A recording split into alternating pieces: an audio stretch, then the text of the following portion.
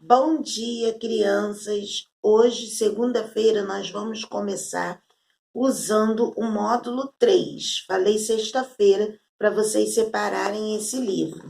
Olha aqui, módulo 3. Pega esse livro para a gente começar. Lá no capítulo 8, na página 8, capítulo 7, por um mundo mais inclusivo. Todas as pessoas têm direito à educação, saúde, trabalho, esporte, lazer. Para fazer valer esses direitos, precisamos lutar por uma sociedade mais justa, que não exclua ninguém, por um mundo mais inclusivo. Então a gente vê na figura um cadeirante soltando pipa com os colegas. Olha aí que legal, né? Uma coisa que a gente não vê na rua. A gente vê muitas crianças soltando pipa, mas a gente não vê um cadeirante soltando pipa. Uma criança cadeirante brincando na rua. Então, hoje a gente vai estar vendo sobre isso. Sobre esse mundo onde a gente precisa colocar todo mundo nele. Não é? Onde a gente precisa incluir todas as pessoas em tudo. Todo mundo tem direito de participar. Na página 10, a comunicação é um modo de nos relacionarmos com as pessoas que estão ao nosso redor, nossos amigos, nossos familiares. Você já teve dificuldade para se comunicar com alguém? De que forma resolveu isso? Observe abaixo a quarta capa do livro O Silêncio de Júlia, que fala sobre uma menina com deficiência auditiva. Júlia é uma menina muito feliz, mas que nunca tem companhia para brincar, até que um dia ela conhece seu novo vizinho, André. Então, aí embaixo tem a quarta capa do livro O Silêncio de Júlia. No jardim de Júlia, os passarinhos cantam, mas ela não pode ouvi-los. Ela também não escuta o ronronar do gato, o latido do cachorro, a buzina dos carros, o ruído dos aviões. Mas em breve, Júlia terá um companheiro de brincadeiras. Ela aguarda a chegada do seu novo vizinho, André. Os dois precisam superar suas dificuldades de comunicação para compartilhar segredos e brincadeiras. Então, a gente está vendo aqui uma história que fala de uma menina que ela tem deficiência auditiva, ela não escuta. Se ela não escuta, ela não pode falar também. Então, ela tem dificuldade para se comunicar com outras crianças, com as outras pessoas. Isso não impede dela ser feliz. No texto, no início, deixa bem claro, ela é uma menina muito feliz. Apesar da felicidade, ela ainda encontra dificuldades em algumas coisas, em arrumar amigos, por exemplo, né? A ouvir o som dos pássaros, o ronronar do gato, né? A buzina dos carros, ela não escuta. Então, na página 11, Pierre Corhan, nascido na Bélgica em 1930, é poeta, romancista, professor de literatura e roteirista de história em quadrinhos. Indicado 2 vezes no prêmio mais importante da literatura infanto-juvenil, possui mais de 100 obras publicadas, entre elas o livro O Segredo de Júlia. Aí está a capa do livro. Então tem aí embaixo no número 1. Qual é o assunto abordado no livro O Silêncio de Júlia? Qual é o assunto? A dificuldade de uma menina com deficiência auditiva. Por que Júlia não consegue ouvir os sons dos passarinhos, do gato, do cachorro, da buzina e do avião? Porque ela tem deficiência auditiva. Contone o nome do novo vizinho que Júlia está aguardando. André. Para que Júlia e seu novo amigo precisam superar as dificuldades de comunicação? para compartilharem brinquedos e segredos, né? Brincadeiras e segredos. Na página 12, pinte abaixo a imagem que corresponde à expressão do menino que aparece na quarta capa do livro. Como que está o rosto do menino lá na quarta capa? Naquela que a gente leu na página 10. Vocês vão pintar a carinha aí, né? Ele está zangado. O texto aparece na quarta capa do livro, é chamado sinopse. Assinale com um X a alternativa correta quanto ao objetivo desse texto. O texto tem o objetivo de apresentar jornalístico que informa um fato real ou apresentar informações sobre o livro e despertar ao leitor a curiosidade ou a vontade de ler aquela história. Segundo quadrinho. Assinale com um X os itens apresentados na quarta capa do livro que você leu. Informações sobre o conteúdo do livro, pode marcar. Imagens que têm relação com o conteúdo do livro, sim. Título e nome do autor do livro? Não mostrou título nem o autor do livro. Código de barras e nome e logomarca da editora responsável pela publicação do livro? Sim. 8. A que público é destinado o livro O Silêncio de Júlia? Como chegou a essa conclusão? Então, ao público o quê? Infanto-juvenil, não é? E por quê? Como que a gente chegou a essas informações?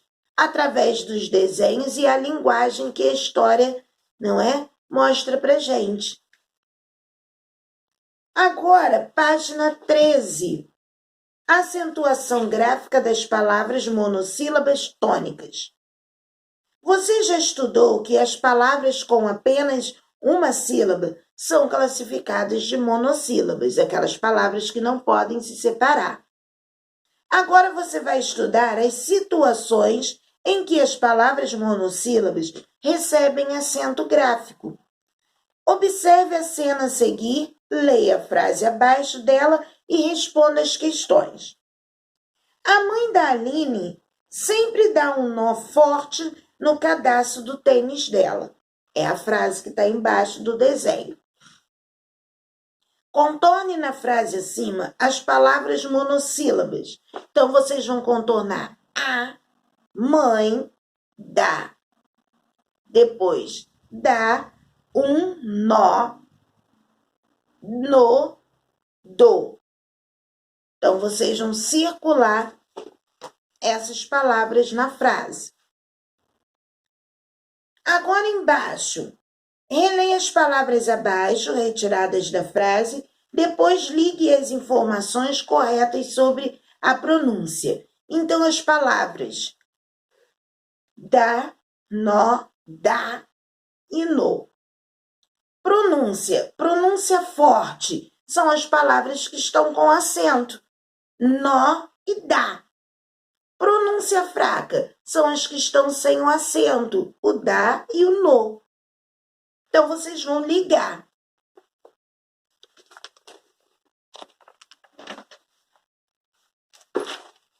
Na página 14, você pode perceber que as palavras monossílabas podem ter pronúncias fortes ou fracas. As palavras monossílabas com pronúncia forte são chamadas tônicas. As palavras monossílabas com pronúncia fraca são chamadas átonas. As palavras monossílabas tônicas, dá e nó, da frase da página anterior, receberam acento gráfico. Veja a seguir as outras monossílabas tônicas. Lá, gás, ré, mês, ti, lis, dó, nós, tu, pus, réis, céus, sóis. Assinale com X a alternativa correta. Todas recebem acento gráfico? Ou nem todas recebem acento gráfico? Nem todas. Algumas aí do quadro não têm acento. Então, segundo quadrinho. As monossílabas tônicas terminadas em A, E e O, e em ditongo aberto, és, eu, oi, recebem acento gráfico. Por exemplo, gás, mês, dó, réis, céu e sóis. As monossílabas átomas nunca recebem acento gráfico. Por exemplo, dá e o no. Observe o esquema a seguir. Olha aí, ó. As monossílabas terminadas em i e u não são acentuadas graficamente. Veja, ti, bis, tu e pus não são acentuadas. As monossílabas terminadas em i e u. Do outro lado, acentuação gráfica das palavras oxítonas. Você já sabe que as palavras oxítonas recebem essa classificação por causa da posição da sílaba tônica, a última, né? A gente sabe que tem oxítona, paroxítona e proparoxítona. A sílaba mais forte, não é? Quando é a última, a gente chama de oxítona. Mas será que todas as oxítonas recebem acento gráfico? Vamos verificar. Olha aí. Pronuncie as palavras a seguir: amor, Belém, ninguém, sofá, cristal, patê, lilás, papéis, sutil, através, avós, escarcel, jardim, picolé, herói, paiol, maiô, parabéns, luar, ali e chapéu. Assinale com X a alternativa que apresenta a classificação das palavras acima, de acordo com a posição da sílaba tônica. Essas palavras aí são oxítonas, paroxítonas ou proparoxítonas. Se eu chamar amor, demorei mais no mor, não é? Belém, no lém, são oxítonas, marco X. Todas as palavras do quadro acima recebem acento gráfico? Não. Qual é a terminação das palavras que recebem acento gráfico? Então, vocês vão ver o final das palavras que estão acentuadas e vão colocar aí. Vocês vão ver que isso é a letra A, E, O, em, ei, eu e oi. Então, vocês vão botar o final. Para sabermos se uma palavra oxítona recebe acento gráfico ou não, precisamos analisar a terminação da palavra. As oxítonas terminadas em A, E, O, em e nos ditongos abertos, ei, eu, oi, recebem acento gráfico. Exemplo, sofá, patê, maiô, ninguém, papéis, escarcel e herói. Página 16. Observe o esquema a seguir. As oxítonas terminadas em I e U não são acentuadas graficamente. Siri, lambaris, maracatu e urubus. Leia o poema Sol e Flor. Da cor do mel, um raio de sol. Da cor do céu, a flor tão só. Tão só eu vim, tão só eu sou. O raio e a flor ao pôr do sol. Então, olha aí, um poema, não é? Tem desenho mostrando o pôr do sol. A cena criada pelo poema ocorre em que momento do dia? No pôr do sol. Já fala aí, né? No final e até o desenho. Leia duas palavras monossílabas do poema que receberam acento e justifique por que elas foram acentuadas. Então, tem céu. Ela foi acentuada porque ela é uma palavra monossílaba terminada em el. que é um ditongo também. Ditongo, né? A gente já sabe, duas vogais juntas. Então, ela é uma palavra monossílaba com ditongo terminada em el. Agora, só. Ela foi acentuada por quê? Porque uma palavra oxítona, monossílaba terminada em ó. E a gente viu que as palavras terminadas em ó, monossílabas, são acentuadas, tem um acento. Última, página 17. Leia o poema a seguir e responda as questões.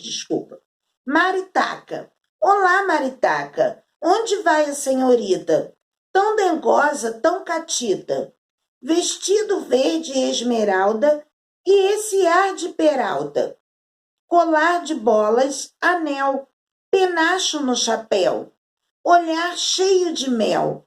Vai paquerando? Vai paquerando o papagaio. Então, contorne no poema as palavras que rimam. Então, vocês vão contornar senhorita, catita, esmeralda, peralta, anel, chapéu e mel. Releia estas palavras que rimam entre si e contorne a sílaba tônica de cada uma delas. Então, tem anel e chapéu. A sílaba tônica, a sílaba mais forte aí, na palavra anel, nel. E na palavra chapéu, pel. Qual é a posição da sílaba tônica nas duas palavras que você contornou? Então, a última. Bota aí, sílaba tônica, última. E como elas são classificadas? Se a última, ela é uma oxítona. Última sílaba, oxítona. Explique por que a palavra chapéu recebe acento gráfico e a palavra anel não recebe acento gráfico. Então, primeiro vocês vão escrever chapéu. Ela é uma oxítona terminada em el. Chapéu é oxítona terminada em el. Anel é uma oxítona terminada em L. Hoje a gente fica na página 17. Amanhã a gente se encontra na chamada do Duo. Tchau!